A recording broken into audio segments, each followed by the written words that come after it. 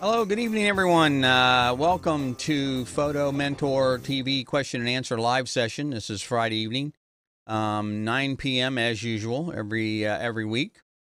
Thanks for joining us. Glad you're here. And if you've never been here before, or maybe you're watching on the replay, this is where we answer questions for new photographers that seem to have trouble getting straight answers. I know that I started this because I got frustrated myself seeing incorrect answers and myths repeated over and over again on forums and groups, and so I figured this would be a great place to give people some straight answers, let you ask your questions directly of me, and if I can answer them, I'll do my best. So anyway, again, my name is Lee Love, and I appreciate you joining us this evening. We'll be here for about an hour. Got some good questions already queued up that we'll go over. And again, if you have any questions that you'd like to ask, you can join us on Facebook. If you're watching this probably live, you probably already know that. Facebook.photomentor.tv will redirect you directly to the Facebook page. Or if you prefer, you can watch it on and ask questions on YouTube. And again, youtube.photomentor.tv will take you directly to the YouTube page. But either one of them work, and we're happy that you are here with us tonight. Let's see. I told you why. I also caution everybody that the advice I give is based on my own experience. As with any advice you get from anyone, I would check it, double check it, myself included. Because, you know, I'm trying to answer a question based on a simple answer, a simple question, and I may not have all the information. And so you just double check whatever anyone tells you with a grain of salt. Make sure you get the right answer. No want you to go out and spend money you don't need to be spending. Okay, let's get started. Again, I told you how you can ask questions. I like to start every show with a little bit of a quote or something that I think kind of inspire you, hopefully. And this is a quote from Ansel Adams. And the quote says, "There's nothing worse than a sharp image of a fuzzy concept." If you don't know who Ansel Adams is, he was probably one of the most well-known landscape photographers. He did a lot of work for the National Park Service. But anyway, and what he's trying to say here is that our pictures should tell stories. Even if it's a simple picture, even if it's just a picture of a friend or something like that. If your picture doesn't have something behind it, a meaning behind it of what you're trying to communicate, then that won't come across to the viewer either.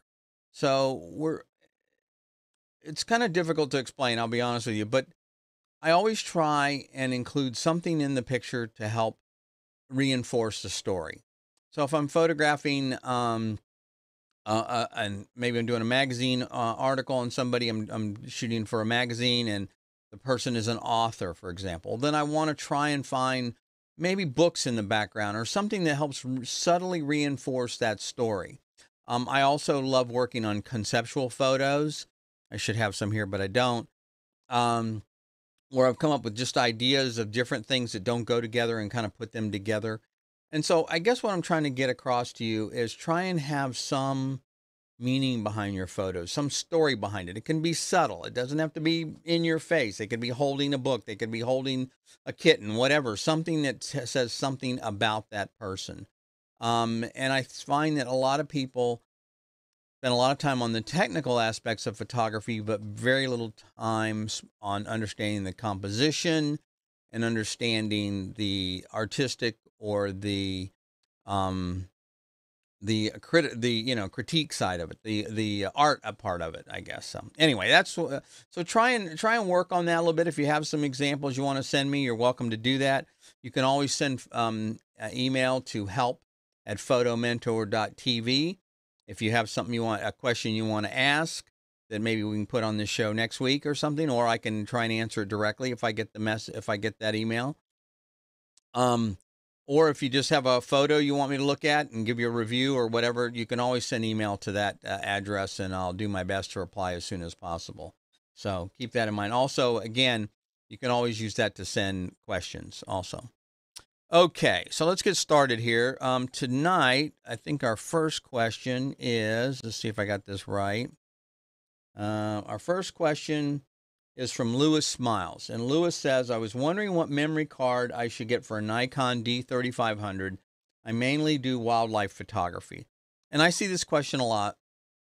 And I'm going to give you some insight into kind of cards and what you should look for. But keep in mind that there are a bunch of different cards. And the problem is that can get very confusing as to, what kind of card you need to get. So here is, let's see if I can pull this one up. Yeah. All right. So there are most people are using SD cards nowadays. They could be using something else. But if you're using an SD card, definitely a D3500 would use an SD card, for example. And whoops, wrong one. Sorry. And so there are three kinds of cards. There's an SD card, an SDHC, and an SDXC. And the definition, an SD card, just a plain SD card, is typically an older format card, and one that, would go on a point and shoot, that kind of thing. And the difference is the capacity. That's what the HC stands for, high capacity. And then the next one is extended capacity. So those are the three kind of cards you're going to find. Now, this question was specifically about the D3500, and it will take any of those cards. But some of the older cameras, so if you have an older Nikon or an older Canon, let's say a T2i or an XT1 or a Nikon D70, something like that, some of those cameras would not take large capacity cards.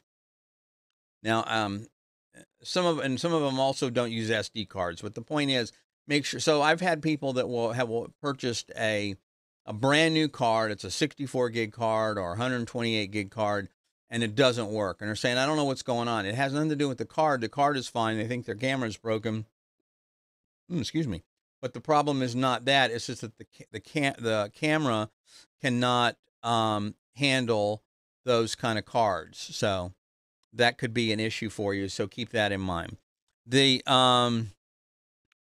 are also, it's important here, I'll show you here. There are different speeds of cards. So here's what's going to happen when you go and buy a card. You're going to see the prices are going to be all over the map, and you're going to kind of be trying to figure out what's going on here. Are they ripping me off or whatever? No. The problem is that there are two issues that affect the cost of a card: the speed of the card and the capacity of the card. So you may look at a card and go, wow, this is a 64 gig card. It's really cheap, but it might be a very slow card, meaning that the camera can't write or read from it very fast. Now, keep in mind, you can get the fastest card there is, but if your camera won't write to that card in the appropriate speed, it really won't matter because you're not going to see the benefit of it. So you may go, oh, I'm shooting sports. I need this really 300 megabit per second card. Well, your camera may not benefit from that card. So don't overbuy a memory card either. So I would say, if you stick with something that's in the class 10, you can get a high-speed card. You don't have to spend a lot of money on it. Something that'll do 10 megabits or 6 megabits per second. This is actually megabytes per second, I think, the way they've rated this one. But the thing is, you don't have to overspend, and you don't have to get super fast cards because many times the cameras won't benefit from it. Now, the problem is that the manufacturers that I've seen don't really rate how fast the system can read and write from most cameras. And that's a problem. If you're shooting video, you typically want a little faster card. But the idea is that you really won't be able to benefit from it. Now, except, let me give you an exception here. If your camera uses one of the newer cards, which is referred to as a UHSII card. So here's the difference, and here's how you can tell. The front of the card will look the same, okay, like the one on the right looks the same. But if you notice, the one on the left has one set of pins across the top. The second card in the middle has two sets of pins. That's how you can tell if it's a UHSII card. Also, if you look at the speed of this SanDisk, it's saying it can write at 280 megabits per second. That's a pretty fast card. And they're going to be much more expensive. But if you're shooting video or something where you need that high capacity, and your camera will support UHSII. Now, they're backwardly compatible, so if you have a UHSII card, it will work in a camera that only accepts a UHS-I card, but you won't get the speed benefit. So you'd be spending money that the camera can't use. Now, that doesn't mean in the future your camera won't be able to use it, or a different camera might be able to use it, so it's a good investment. Also, I've noticed that a lot of the newer cameras have two slots. Slot 1 will only take the UHS-I or 2, but it doesn't use the UHS-II. And the second slot will benefit from the UHS-II. So that's an item there. So the point is, keep in mind that it's the speed and the capacity that's going to affect the price of the card.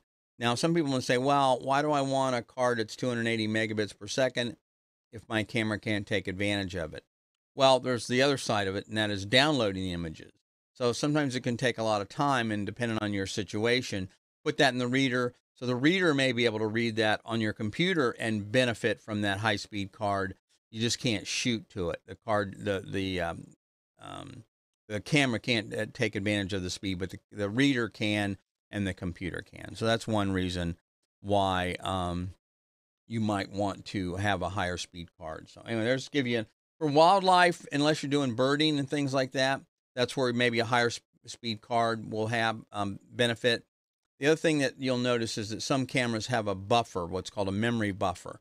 And what happens is the card writes, the camera writes to the internal memory, and then from there it will write out to the card. So even if you have a somewhat slower card, the camera can keep up because it writes to this internal memory first, and then it reads it out, writes it out to the cards. So you can still use those kinds of cards. All right, let's see what else we got. So Brittany says, all right, I'm shooting my first engagement photos next weekend for a friend. She's been kind enough to let me practice shooting people with her and her fiance. Any advice? Well, Brittany, that's kind of a tough one. I would say, I assume what you're saying, the engagement photos are probably going to be outside. So the first thing I would do is try and look for an interesting background. You'll hear me preach two things: shoot, shoot, shoot, shoot. In other words, always keep shooting. I'm not talking about spraying and praying here, just getting 1,000 pictures. I'm talking about you have to keep shooting every day, every other day to keep up, and because it's a lost art. But what I'm talking about here is, and the second thing you'll hear me tell people is background, background, background. Look for a location that has a subtle background that's not too busy, not too bright, and you want because you want the couple to be the brightest part of the scene, and so you want some kind of a dark background, relatively dark, or neutral background behind them. Also, look for a place with shade. So if you put them in the shade, you can control the lighting better. So if it doesn't sound like you probably have gotten to the point where you're using off-camera flash or anything like that, I recommend you could get a piece of foam core or a reflector, a 5-in-1 reflector, which has multiple colored surfaces: white, black, silver, gold. And if you take that with the white and you bounce a little bit, use that to bounce a little bit of light if possible, if you have somebody to help you out, bounce a little bit of light on their face, that will make them pop a lot more as well. So look for a location that has an interesting background, not too busy, not too bright. Look for a place that has shade, and if you can, bounce a little bit of light into their face to try and make them pop out of that image. Definitely make a difference. So I hope that helped. Again, if you have any questions, if yourself, be sure and Whoops, forgot to do this here. Be sure and put a Q in front of the question so it'll show up in my software that's on YouTube or Facebook. Okay. All right, so our next question is from Lindsay. She says, I can't figure out if it's a camera or the lens issue or me, which normally it's me. I can't seem to get the focus right no matter how hard I try. I don't know what I'm doing wrong, but never comes out clear and crisp. There's a lot of things that could be. The first thing is find out what focus system you're using, because the cameras have multiple focuses. They'll have averaging, they'll have group focusing, they'll have automatic focusing where they'll have like 51 focus points, and it'll try and figure out the subject. The method that I prefer is a single point focus. I want that one dot. I can move around. It's either in the center or whatever. I'll put that on their eye. I'll focus there. I'll then recompose. And that way I know that I'm focusing on the face. So that's the first thing. Make sure that the camera's not focusing on the background or something else. The second thing is you need to know whether your camera has a problem or not. Now, in my experience, most of the time it's not the camera, it's the person, but you never know. So what I recommend is that you can do this very quick, very easily. You don't have to spend a lot of money. You can get a focusing system that will, you can download a chart off the internet. You don't have to spend a bunch of money or anything like that. This is a fancy one here. You don't need anything quite this fancy. You want to set your camera up on a tripod. You want to make sure that the target is flat. You could do this on a brick wall, for example. You don't have to, or a piece of paper. You can take a piece of newspaper, tape it on the wall, make sure it's evenly lit, and that the camera is parallel with the subject or with the target. Tripod preferably, okay? And then shoot that target and look to see if it's sharp, and look at the corners, that type of thing. And then go through each aperture. Start at the widest aperture. Let's say it's 2.8, 3.5, 5.6, 6.3. Keep going through those aperture settings and look to see if the image is sharp throughout the entire range. That's the first thing you need to do. That will then ensure or help give you some confidence that it's not the equipment, that the equipment is fine. The second thing you can do is you can actually get a little fancier, and you can do what's called, you can get a chart, or I've been able to use a ruler for this. And what you're trying to do here is you want it at an angle, okay?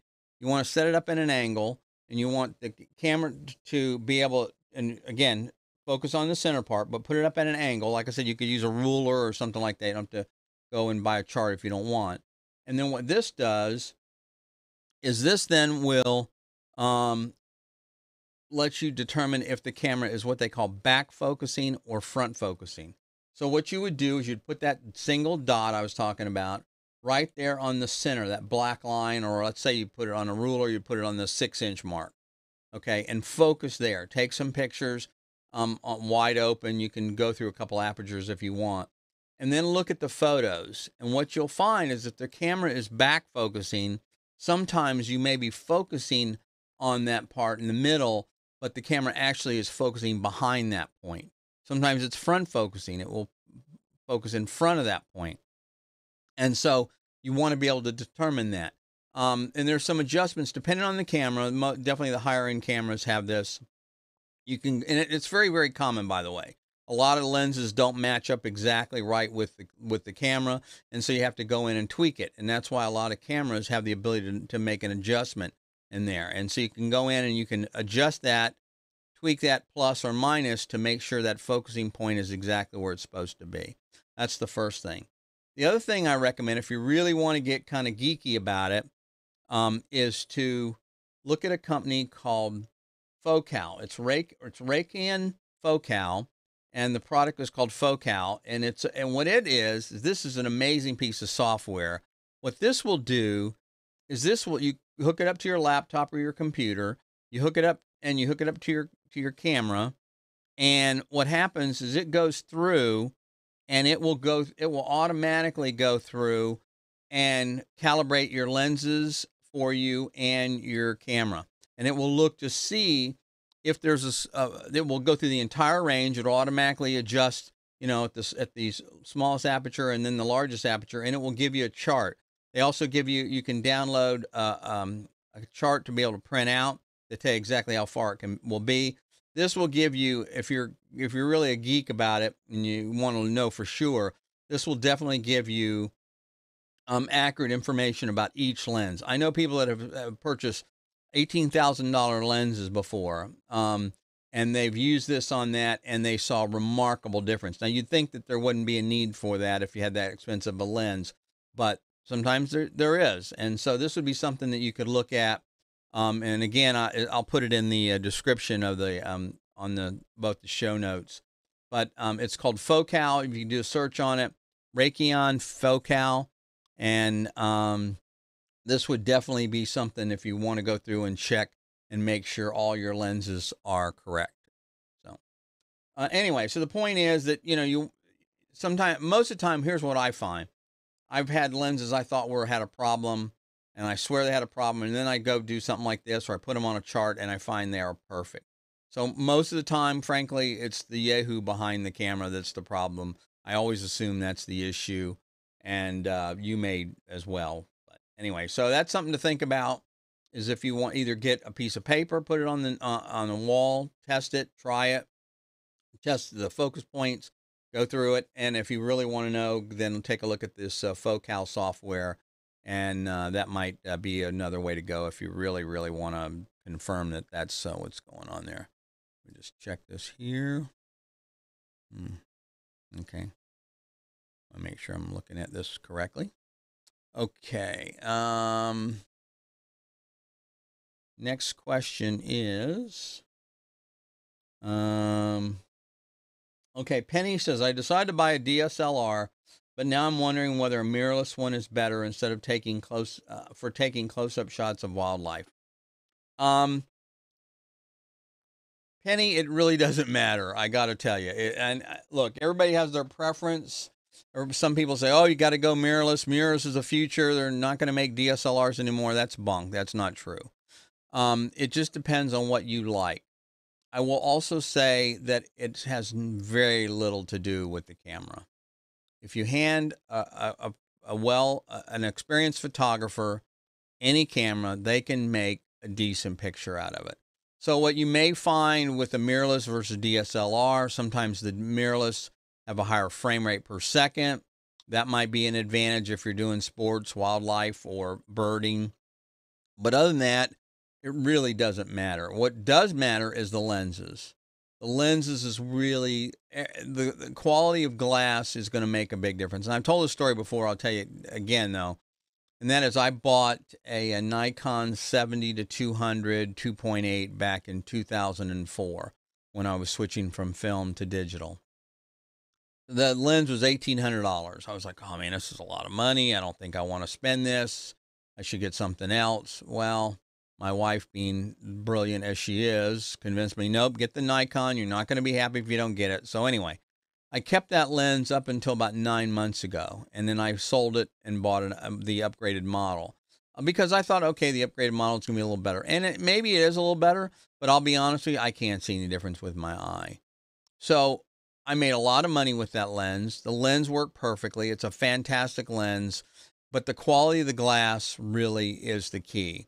So, and if you're going to be doing wildlife and birding, you're going to want telephoto. I mean, there's no way to get around that.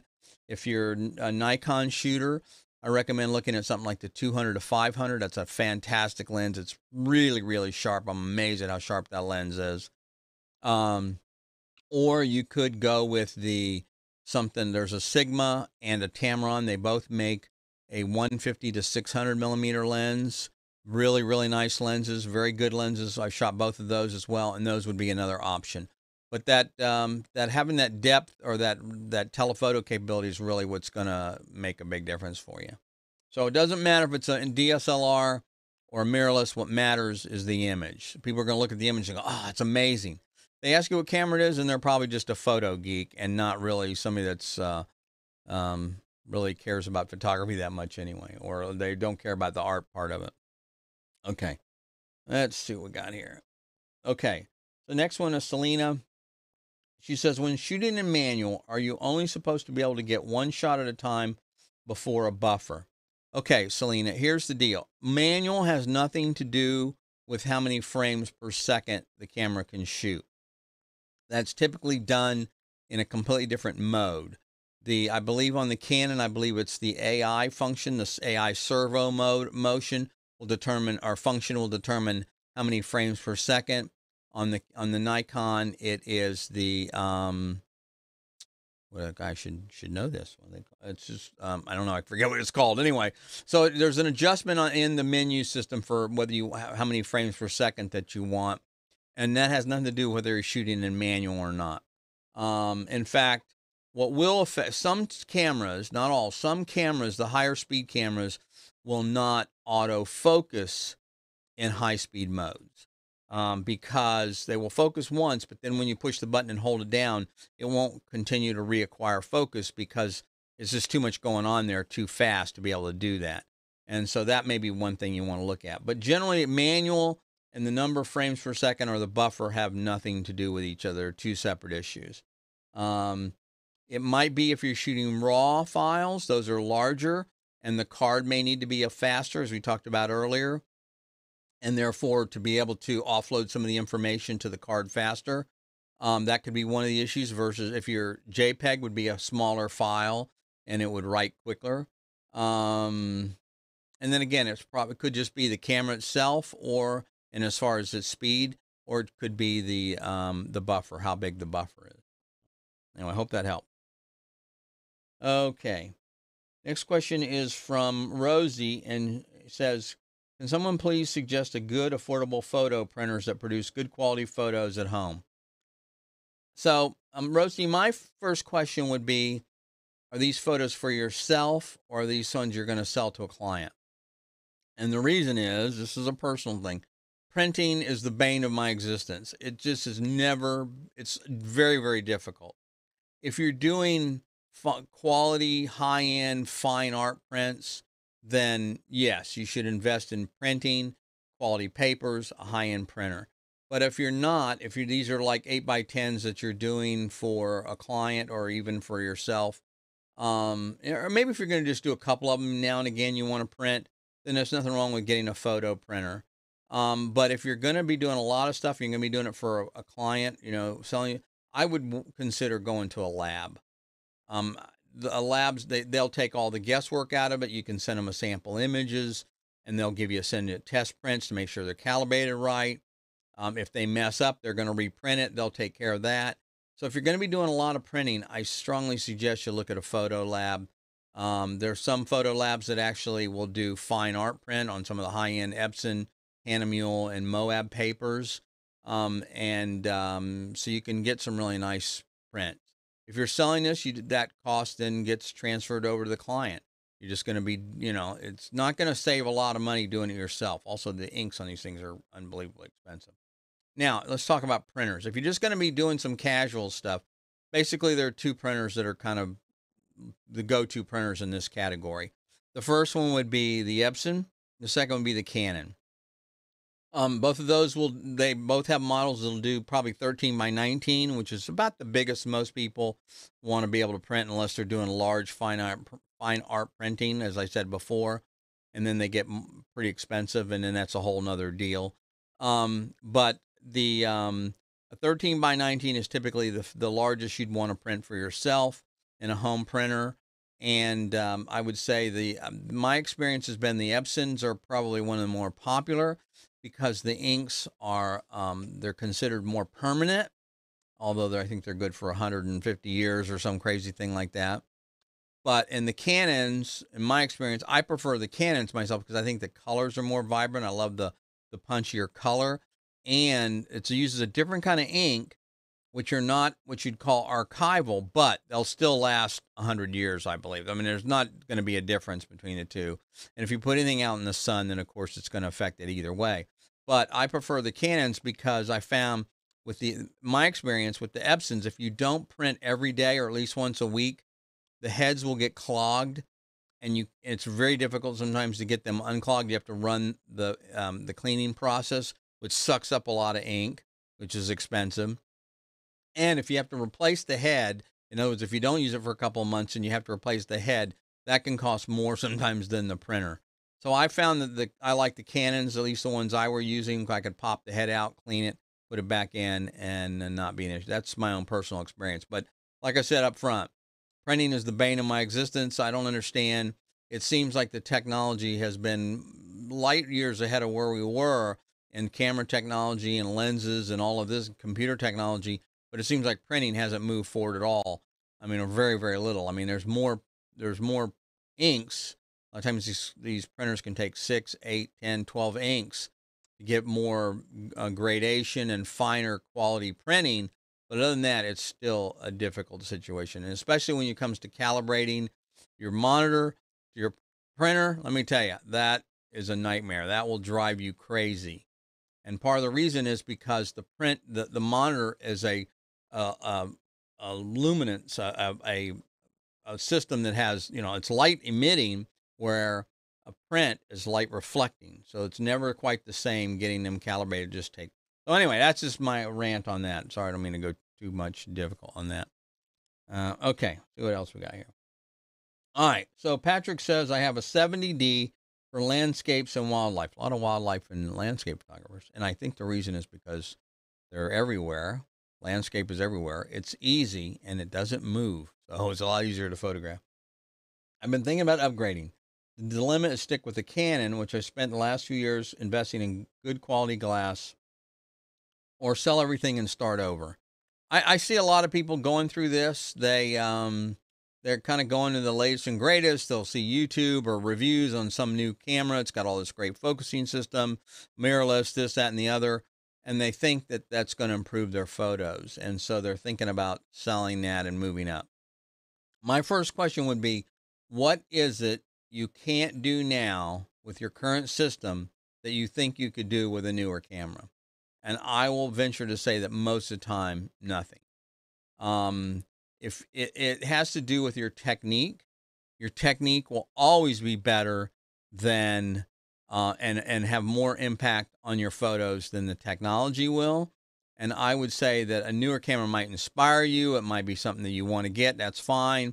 You deserve it. But I can almost guarantee it's not going to improve your photos at all, especially because Patrick's already said he's invested in good glass. That is the key to any camera system. It's all about the glass. You can take a mediocre camera. I was talking to somebody just the other day. I have a Nikon 5100, I think it is, which is, the middle. It's a few, 3 or 4 generations old. And she purchased a Sigma 105 macro lens, and her images are just out. They were great before with the kit lens, but now they're even better. And she hasn't touched her camera, still a 16 megapixel camera, in fact.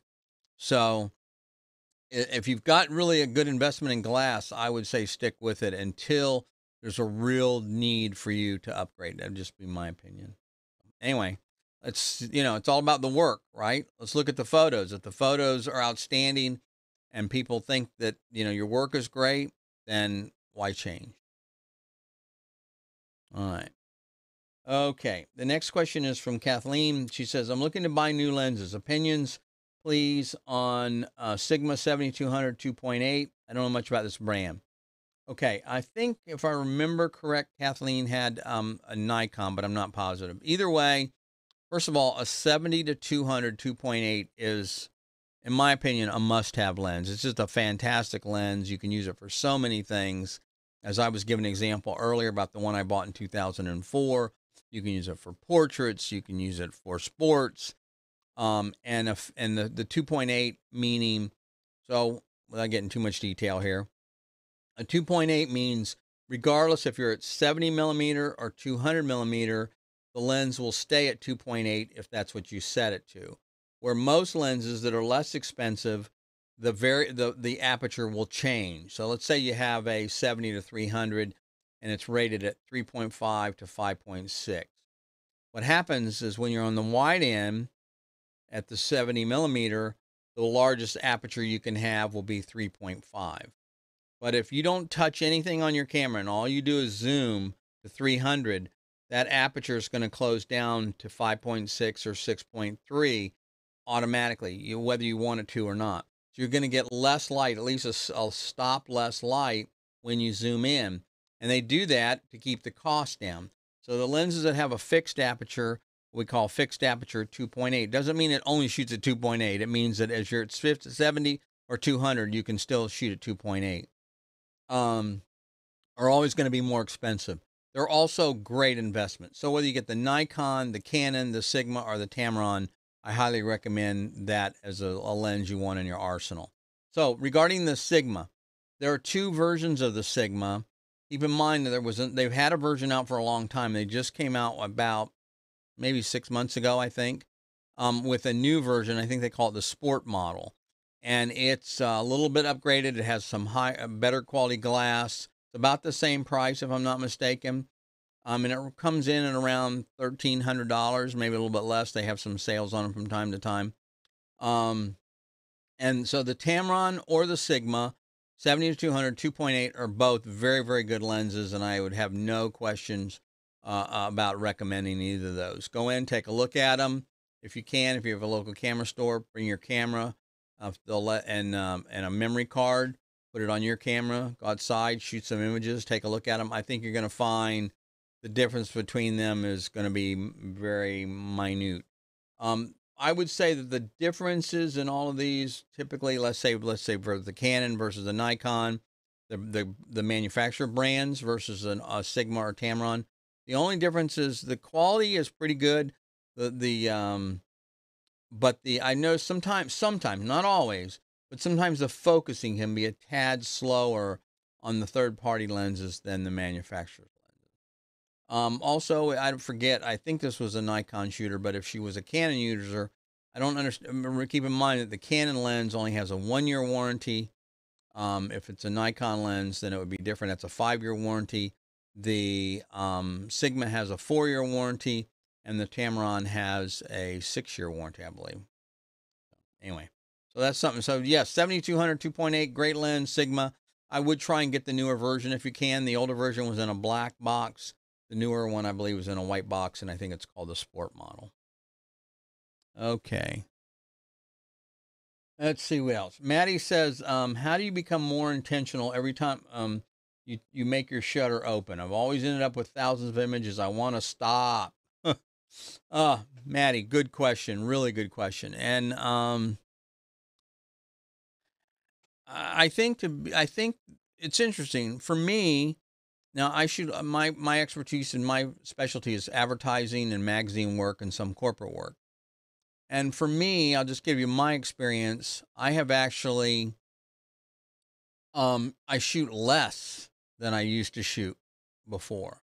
And the reason is once I get the picture and I look at the screen, I know I have that shot. Maybe I'll try some experiment, what I call the money shot. Let's say a client's hired me to do something. I'll shoot some things. I know what they're looking for specifically. Once I know I have that, then I'll move on, or maybe I'll try a couple experiments. So while we're set up, let's try this. Let's try that. Sometimes that works. Sometimes I get something better than what I originally shot. Sometimes it doesn't work. But you have to try that. So the thing is, I think the beauty of digital, and I think this is a myth, because, digital's free. It doesn't cost anything. You can just shoot 1,000 pictures and eventually you'll get a good one. No, absolutely not. That is not the way to look at digital photography. What you're trying to do is the beauty of digital photography is I can make corrections quickly. If you're shooting 1,000 pictures, that tells me two things. Number one, you really need to work on your technique. And number two, you're not confident in your own work because you're just trying to shoot 1,000 pictures, hoping and praying that one of them will be good. And that is not the way to do it. So you should come out with, what I try and do is when I go to approach a photo shoot, I always try and come up with 3 ideas in my head. I've scoped out the location, hopefully, or at least I have a concept. And I try and think of 3 ways I might want to communicate this story, or I might want to take this photo. When I get there, I look on the location. Maybe I'll stick to those 3. Maybe I'll throw them out. Maybe there's something better. But I always go in intentionally with some idea of what I'm trying to do. And then that way I'm not just, again, shooting 1,000 pictures, hoping something will come out. So, okay. My buddy James here says, never Where is he here? Where's your, I don't know where your quote is there, James. Anyway, James says, never pray and spray. I agree. Never pray and spray. So, because it just doesn't do you any good to do that. Okay. You want to be able to, oh, I guess that's not it. Sorry. So the thing is, if you're doing that, there's there's more going on there. That's not the symptom. That's a symptom of something else that's going on. So you want to be able to try and be more discerning and look and only shoot what you need. Because see, here's what happens. If you do this, then you're going to now spend 2 hours or more a week editing pictures. And that costs you money. It costs you time. And frankly, it can be depressing to look at all these lousy pictures. Like, what was I thinking? So be more diligent, be more. And here's another tip I'll tell you. Somewhat related. Before you push that shutter button, do this. Look at all 4 corners of the frame. Don't worry about what's in the middle. What's in the middle, if the person, you're shooting a photograph of a person or something, they're going to take care of themselves. But right before you push that button, take a look in the left, right, bottom, left, and look in those corners and see and ask yourself, is there something there I don't want in the picture, or is there something there I want in the picture? Because I've seen a lot of times when people say, oh, there's a big tree in the background, I didn't even notice it. If they would have moved over 6 inches or a foot, they could have completely removed that background just by taking a few seconds before you push that shutter and making sure that picture is very deliberate. So just try and get better at that. Again, look at the back of it. They call it chimping, by the way. Look at the back of the screen. Look and see what you've done. Examine it. Is it right? Is it wrong? Okay, I see what I did wrong. Let me correct. And then move over or whatever, recompose, and get another shot. All right, so let's see.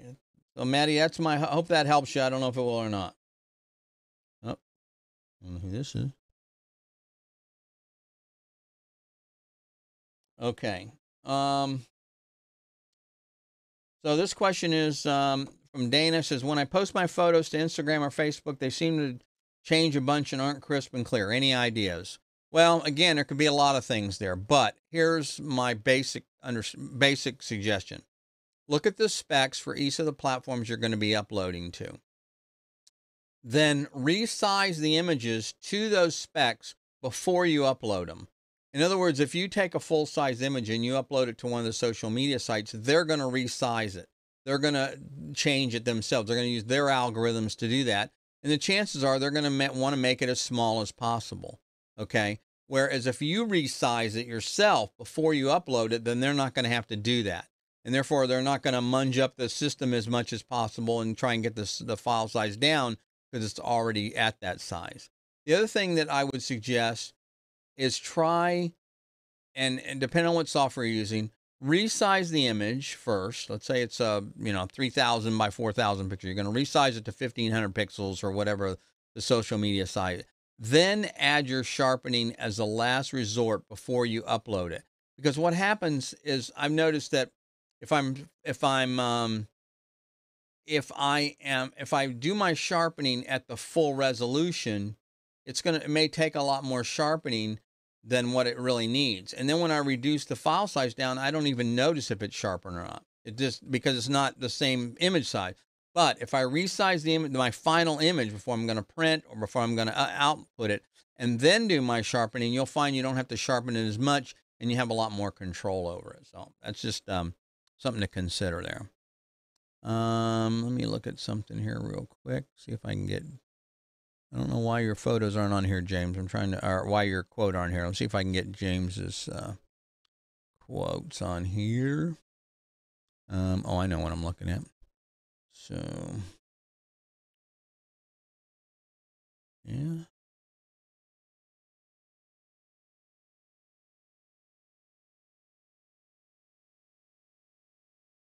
Oh no, should be working there, James. Whoops, no.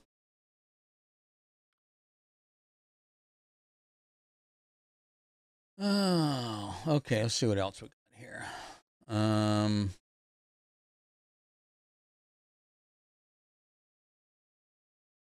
All right, so the next question is from, oh, that was the last question. Okay, cool. Dana again. So, and this is a great, James, I wish I could bring James's quote on here. I can't do this for some reason because I don't know what I'm doing, I guess. Not unusual, by the way. If you saw this, if you had to figure out all this stuff at the same time with only one person, you'd understand why sometimes it doesn't work as well as you'd think it would. But the thing is, what James made a point, he says, imagine you went out with a roll of film, and that's something I agree with. So imagine you went out with only 36 pictures, and you were only going to take those 36 pictures. You would be much more deliberate with every frame, because now you only, so in other words, this is a little exercise that I've done myself. How important is that picture? Is it really something I want to invest in? Because that's really what you're doing. You're investing your time, your emotion, your time, and your energy to be able to take that photo. So when you look at it, say, is that really a good picture? Is that really the picture I want to take? And is it worth one of the 36 frames that I have on my camera? And if you do that, you will find you're much more deliberate. In fact, that's one of the things I loved about, that I like about film photography. I don't like the process anymore, believe me, but the fact that I had to be more deliberate about what I was going to photograph. So if I was going to take a picture, and especially when I was shooting 4x5, where you have a sheet film, okay, that's a big deal. You have to set up a camera, you have a hood, you have to go over and focus and look at a ground glass. You got to make sure that is really a photo you want to take. And I think in our days of iPhone photos, where you're just snapping pictures like crazy, that we forget that we're trying to tell a story again. As I said earlier, we want to make sure, is this really something that it's worth my time? Am I invested in this photo? Am I going to print this photo? Is this something I'm going to hang on my wall?